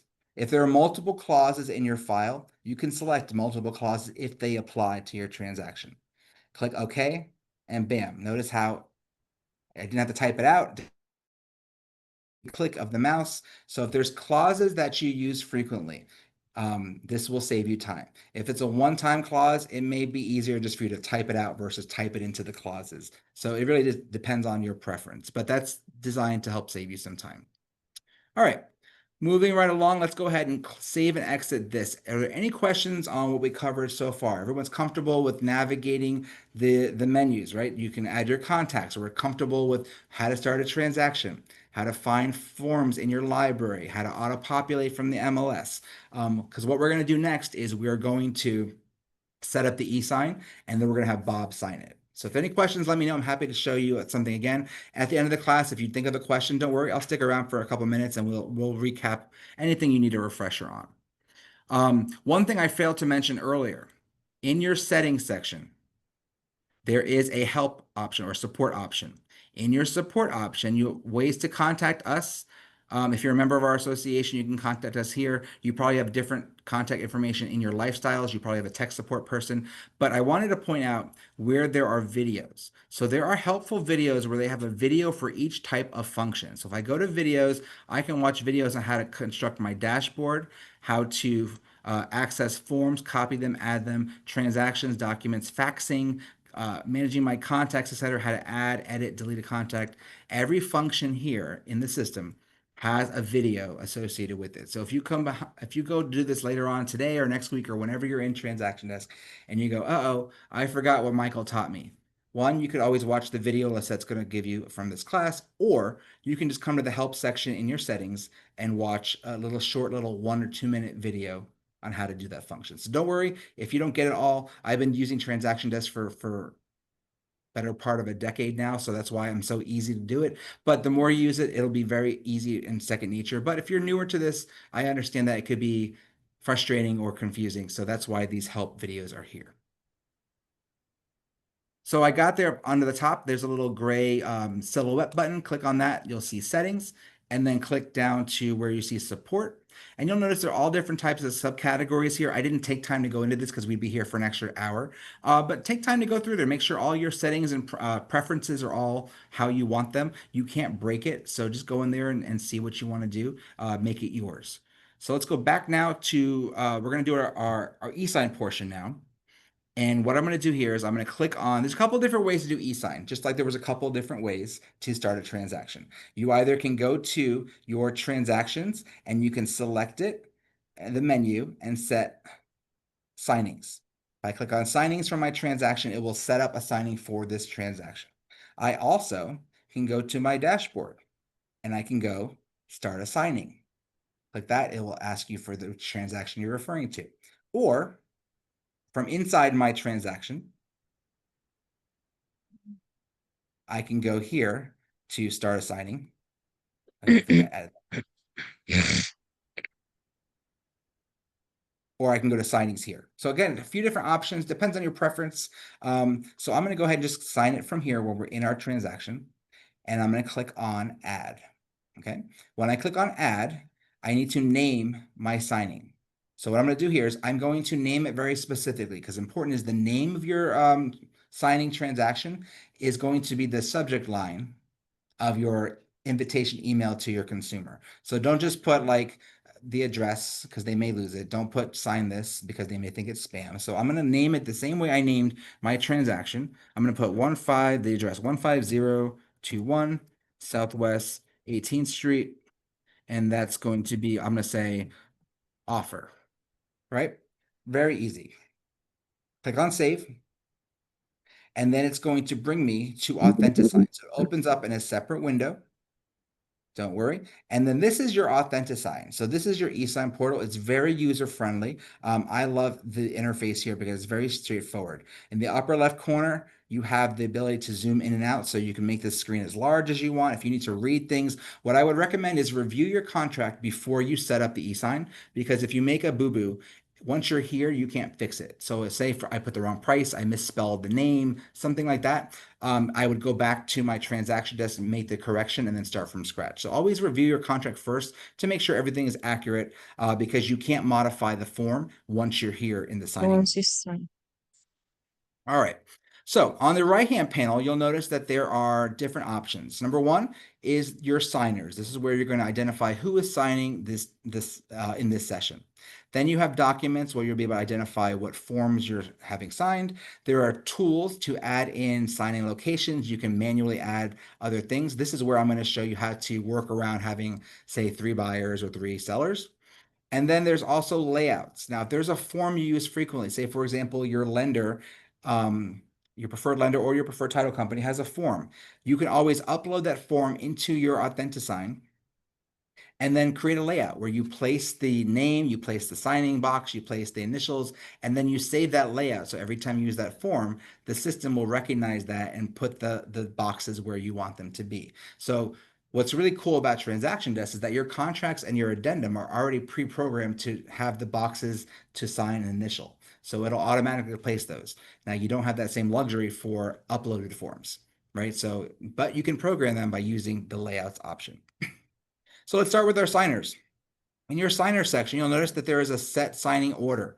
This is automatically turned off. However, in the rare occasion where you want to put a sequence order to your signing, you want one signer to sign first, then the second signer, etc., in a specific order. You turn this on, and then you're able to add participants, and it'll have a little number next to their name. So you can say Bob signs 1, and then Bob's wife signs 2. That will elongate your signing. So if you're under a time constraint, I don't recommend that. The only time I've ever used the sequence order was when I had a pain in the butt attorney say, I have to review the contract first. And no matter how many times I said, but the contract is drafted by attorneys and realtors, so you don't need to look at anything. I'm just filling in the blank, but I digress. What you can do here is add that attorney in the details or the participants in your transaction, or you could add them here. So let's say, for example, I'm going to add a new contact, and I can add in the attorney's name. We'll say the attorney's name is Brad attorney. You'd add their email under the role. See here, you can actually place the role of who that person is. So we can put in here, they have seller's attorney. If it's the buyer's attorney, I believe they have buyer's lawyer. You can label those. But more importantly, down below under signer type, you're going to have the ability to put reviewer. Now, these 3 options here are for every signer. You can have them as the remote signer. This is the person that actually needs to sign. That would be your buyer, your seller, your landlord, your tenant. You also have the ability to put a reviewer. So that would be, say, the attorney needs to review it, or maybe you have your manager that needs to review it first. You could put them as the reviewer, turn on the sequential order, and label them as number 1, which means they get to look at it first. When they hit approve, then the invitation gets to the next person, so on and so forth. And then there's a third option for a CC, just like your email. CC means they also get carbon copied, which means CC doesn't have to sign, they don't need to review it, but they get a copy of the final signed document. So I would encourage you to put your transaction coordinator, maybe put the title company, the lender, the attorney, your manager, whoever needs a copy of the final signed document. You can add them to this session and include them as a CC. You'll notice there are some security options. So you can add a PIN to your signer. I wouldn't advertise that, because then your customer goes, oh yeah, let's add a PIN. And then they have to sign and they call you, Michael, what's my PIN? So if they're worried about electronic signing, you get some people that are they're nervous about technology, and they're like, I don't think that's real. They're going to steal my life, my soul, everything else. Add a PIN. You can have them create a PIN, put it there, and that's the PIN they can use. But I wouldn't advertise that unless you have somebody that's really problematic. All right, so that would be how you utilize the sequential order. But for the most part, you're going to want everybody to sign as fast as possible, right? So in this case, we're going to add a participant. I'm going to add from the transaction, or I can add from context. It really depends. For this session, I'm going to put transaction, and I'm going to select Bob. All right. Now, if I were representing both sides of the deal, I could select the seller and the buyer, and then I can assign types here. So again, remote signer is the actual person signing. Reviewer would review, and then carbon copy, or the CC, is the person that gets the final copy. Now, once the signing is completed, the signers and you as the agent automatically get a copy. So don't feel like you need to add yourself as a CC to every transaction, because then you're going to get double emails. Okay. Any questions so far? All right. So we've established our signer, all right? And because Bob is listed as a buyer here, he's automatically going to be put in the buyer categories, right? And he's the only buyer, so he's going to go to buyer section number 1. Now, under documents, this is where you could add in other documents. You can add them from your transaction. You can add them from your computer, upload or import, or your files as well. It depends on what you're trying to add. In this scenario, we don't have anything else to add. Tools. Actually, let's look at our documents here. So we're going to add our document here from the transaction. I'm going to click on add. Now, if I had multiple forms in my transaction, they would each be lined up individually, and I could select add for each one of them. There may be situations where you have documents in your file just for storage purposes, so they don't need to be signed. So you don't need to include them in the signing, right? So you can cherry pick which ones you need. I'm going to click on add. That's going to add that contract to my transaction. Click on close. Here we go. I don't know why that's saying my old company, but that's a glitch. I got to look into that. And if I close this, I'll be able to see my contract here. Now, if I click on Tools, notice how this is where I have the different buttons. So I have the signing box, I have initials, I have full names, emails, time date stamps, dates, markup tools, etc. And notice at the top there is a drop down. So if you have multiple signers, first thing you want to do if you're playing with these signing tools, go to the drop down and make sure you are identifying the correct person. So this would be where the workaround comes. If you have 3 sellers or 3 tenants or 3 landlords, etc., more than 2, you would add each person to your transaction, label them appropriately, buyer, seller, tenant, landlord, and then you'd come in here and you could manually, for example, you have your buyer's initials here. You could take the initial box and you'd have to put the first 2 would be assigned based off the system. The initials for, let's say, buyer number 3, just drag and drop, click on it, drag it, and eventually your initials will look like this. And then it'll ask you to sign, etc. Now, what I'm going to do here is I'm going to go back and add in Bob. I forgot to add Bob as my participant. So in my transaction, I'm selecting Bob. Remember, he's a signer. Hit select. I thought I did this, but I guess it didn't take. And I can go ahead and then under the tools, you'll see my drop down here. So Bob should be, notice how Bob is now identified as buyer 1, it automatically went there. So I do the same thing for buyer 2. Now for buyer 3, this is where I take the initials and just drag and drop it. So eventually it will look like this. So if I had 3 buyers, you should have 3 different boxes initials. Remember, use the drop down to identify individual signers. Now to get rid of this, just click on it, click on the trash can, and it will delete those. Same thing with the signing section. I'd go to the signing section. Yes. It's not. Oh, very good. It may not have saved. So that's just something very good. So Lisette noticed that the closing date didn't save. So that'd be something, again, when you review your contract before you get to this point, that will save you from that headache. Because at this point, I would have to exit this, go back to my transaction, make the correction, and then start from scratch. So that's, again, you always want to review your contract ahead of time. All right. Same thing with the signing section. You go to the signing locations and then drag and drop the 3rd, 4th, 5th, however many signers you have, you manually add anything over 2. So if you have 2 landlords, 2 sellers, 2 buyers, the system will recognize those first 2, and then anything above that, you would manually drag and drop. All right, so let's go ahead. We have our signers, we have our documents, the tools, etc. I'm going to go ahead and click on Next up in the right corner. And that is going to bring me to where I can finalize my setup. So this is where I can actually set up reminders and expirations. So you may want to use this if it applies to your transaction. You can say it expires. I want to give Bob maybe till today's the 10th. I may want to give him until Monday to sign. So it really depends on what you're trying to accomplish. Once you hit that expiration date, they will no longer be able to access that. So it may not be applicable to every time you do a signing, but if it's a special case, you do have that capability. Now, I also like where you can customize invites. So let's say, for example, I'm representing the buyer and the seller. I can customize the invites and I can customize them to each party and write them a specific message that they're going to see in their email. Because there might be something I point out to the seller, hey, make sure you look at line, blah, blah, blah. Look at this section. I double check that. And then you may have different directive for your buyer. Now, you don't want either party seeing what the other person should be identifying. So that's why you put customized invitations. Again, not required each time you do that, but these are just added bells and whistles that can really help you customize your signing experience for your consumer. Now, once you're ready to go, I click on Send at the bottom, and that's going to send the email invitation to your customer. So what I'm going to do now, this brings you right back to your transaction. If I go to my signings, notice how in my signing section, this was blank before. And now that I've sent that, it says that it is sent. I can show participants. I can click on the menu.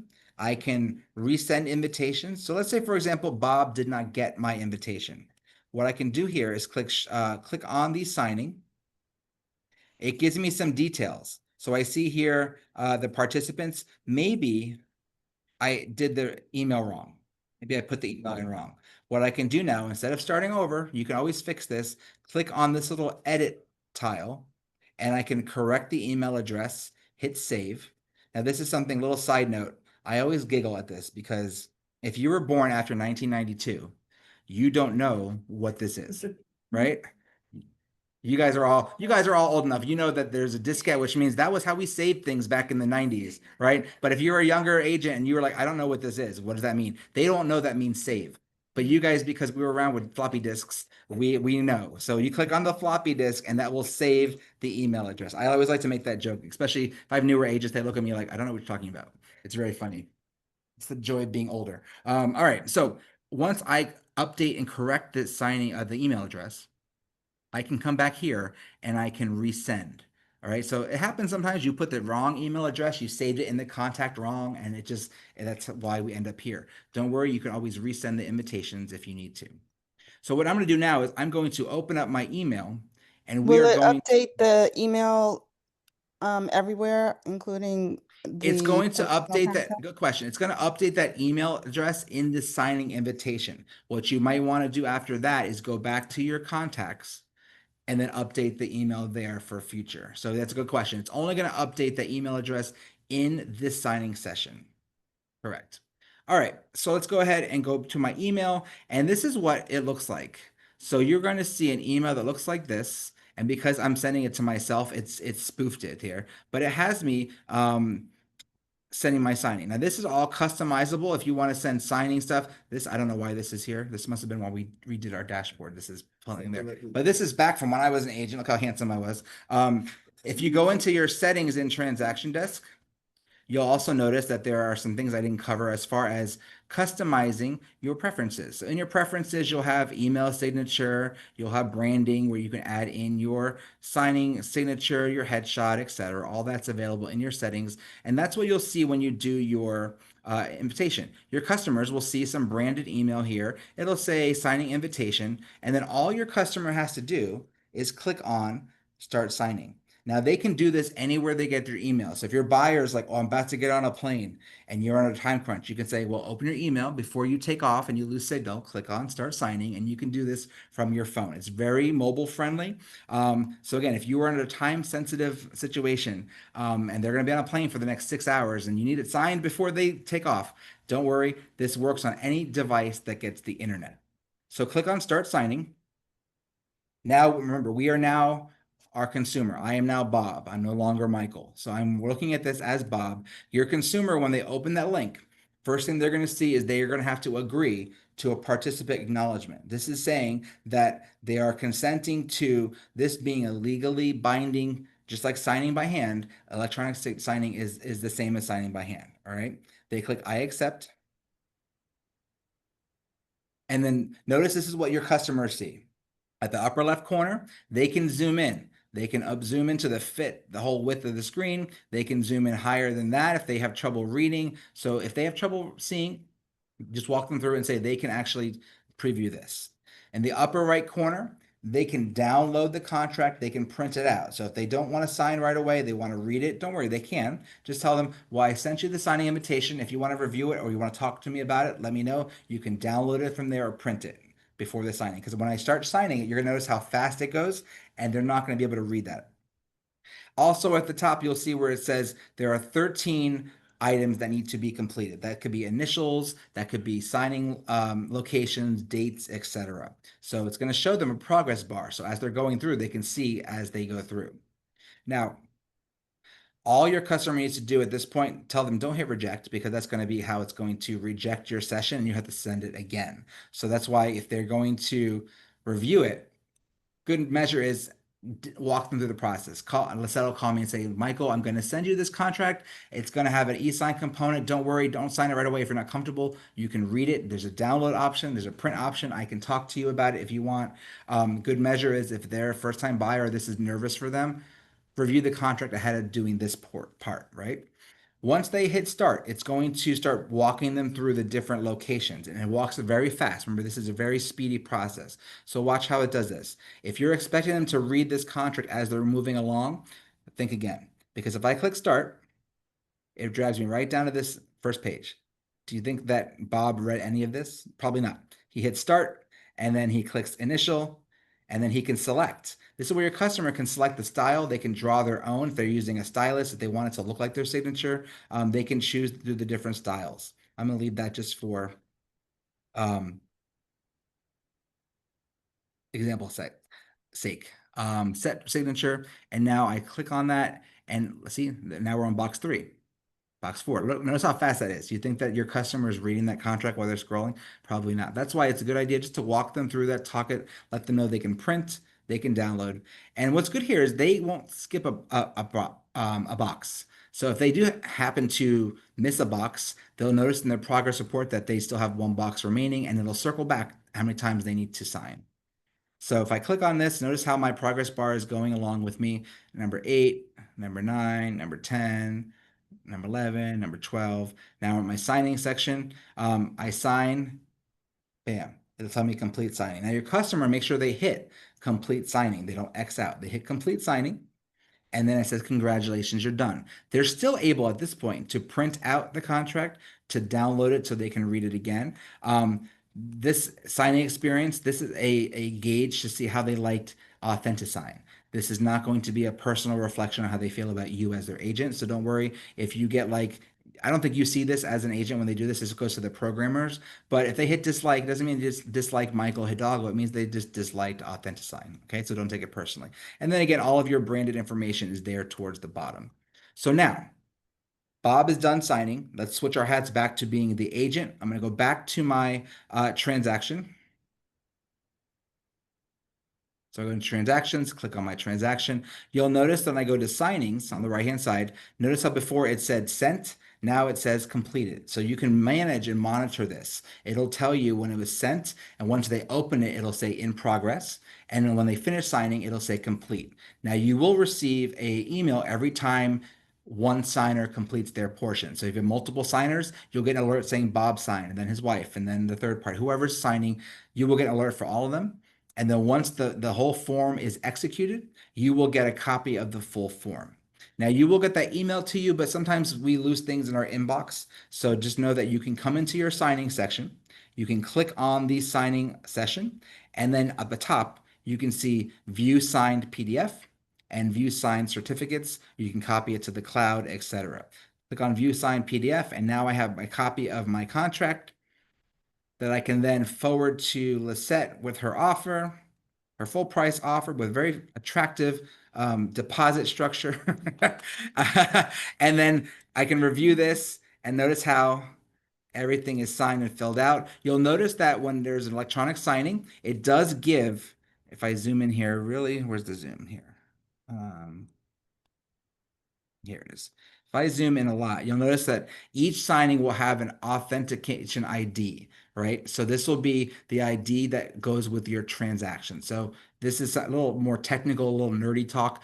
You probably won't care about this, but just know that each form that is signed has an ID that associates to a specific transaction. That way you can always authenticate if you need it. Now, sometimes your customers or somebody may question the validity of a signing, electronic signing, because remember, we pick fake fonts as a signature. You can always go back to your transactions and you can see view signed certificates. So if anybody questions the authenticity, your certificate here will show things like your IP address. Let me zoom in here. It'll show you certificate IDs. It'll say the ID, the time, date, stamp of who signed it. It'll say all of these different signature links, etc. So this is really the fingerprint authenticating. So God forbid you ever say, well, I don't know, or someone challenges, say, I didn't sign that. You have everything here to provide to an attorney or whoever to prove that that was them. You may never need that, but just in case you ever do, just know that it's available there. All right, guys. So what we covered today in today's class, we covered a lot. So hopefully you've learned a lot of different new tricks. Don't forget that this is recorded so you can watch this. I would suggest that you practice. I would say if I were a new agent in this office, I would say, let's say I need to practice. So if you don't mind, can I set you up as my client? Or can I, if you have a secondary email, set yourself up as a secondary person in your contacts. auto-populate deals, write a contract, forward it to yourself, do the e-sign, because you don't want to practice on your real actual client, right? So set up a fake contact in your contact section, do some mock transactions. And if you don't like them sitting there, you can always say, hey, Lisette, can you, or your manager, hey, can you delete that for me? Because they're able to delete stuff on their end if you need to. Don't forget, in your help section, you have support for the videos and all your settings you can come and play with. If you liked the branding in that email invitation that I did, you could do that same thing in your settings. Just go to your preferences and upload those different branding items. And yes. Yes. I don't know. So in our situation, let's go to the checklist. No, you don't have one I have checklists on. for that transaction. Yes. So Lisette's having me show you guys in your transaction, there's a checklist option. Now, this probably is not set up Right. on mine, but you guys will have a checklist. So basically whatever is mandatory there is what needs to be put in for compliance. Yes. So for those that didn't hear that, for those of you here in the office, when you're using your transaction desk, you will have checklists, especially if you're using the templates. You will have a checklist here. We'll say you need this document, this document, this document, and it'll have a checklist. You could check them off, and that's for compliance, as well as I'm sure once you're requesting your commission to be paid, the checklist has to be done. So that's a good gauge of what you need to do to prepare yourself. So if you're curious on what documents you need in your transaction, it doesn't hurt to go into your checklist and then just kind of reverse engineer it that way. I'm coming for a second. Yes. So basically, the other thing is after you have your checklist completely done, this is a lifestyle. And anything that's mandatory, you need to have a document uploaded. You come to your status and you change it to closed. And then you save it, because a lot of people don't save. There you go. And that will let compliance know that your whole transaction is ready. And then it goes through the process for you to get paid. Very good. Love that. Okay, we have one question in the chat. Let's see. Is there a way to share transaction? I did a question. How to send several documents at once for signature? So that's really easy. So we only did it with an as-is contract, but the same process works for when you were doing all your forms. So if I were in my forms, I had multiple documents here. Say I had an as-is plus 4 or 5 addendums or 2 addendums. I can go ahead and set my signing up and select all those forms. So it's the same process. You just select the specific forms you want included in the signing. Some things you may have to re-sign because you refilled the form or changed the information. So you can then select individually what you want signed. But that process is the same no matter if it's 1 form or 17 forms. It's the same process. Could we send that contract to the listing agent? Could you be able to send it to me from there after it's signed? Yes, so good question. So let's say, for example, that we were, let me save this here. So I'm going to save this to my computer, because what we're going to do is I'm going to pretend that I'm Lisette for a second. I'm receiving a contract and I'm going to upload it to a transaction. I'm going to show you how to do that really quickly. So I'm going to, well, that's not what I wanted to do. Go to my signings and I'm going to view PDF. I'm going to save this.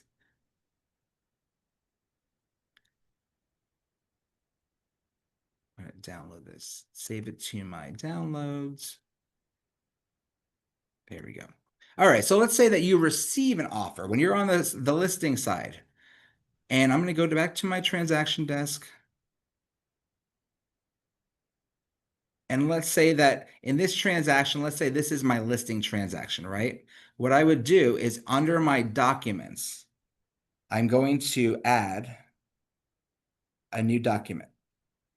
And what I'm going to do here is I'm going to go and select the file I just saved. And you can upload documents from your cloud, from your Docbox. You can drag and drop them, whatever the case may be. I'm going to upload from my downloads, and this is it. So in this scenario, I've received an offer on my listing. So what I'm doing now is I'm saving that offer to my documents. Now what I can do now is if I want to counter that, or if I want to just go ahead and sign off on it, what I can do now is go into my documents. I can view it. And I can review that contract. Everything looks good. Notice that there are options here that I can print, I can download, I can send to AUTHENTISIGN. And what I would do then is have my client If I'm going to counter it, I can actually use markup tools. So if I'm going to counter this, let's say I use my markup tool, and let's say that, you know, as the listing agent, maybe I want more than asking price. I want a little more. So what I can do here is I can use these different tools here. So you have a text tool, a free draw. You can choose shaping tools, highlighting lines, etc.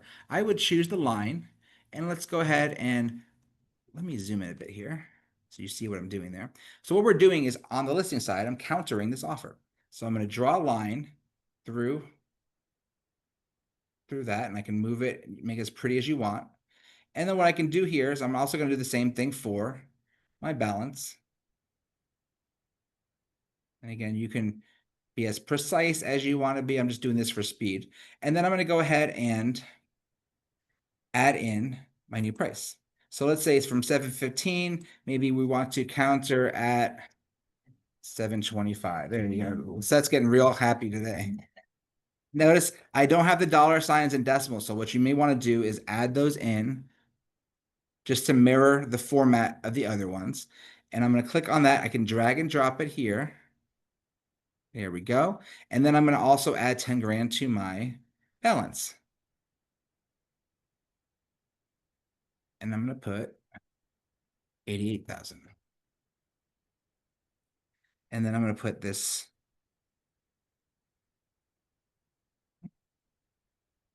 right here. Okay.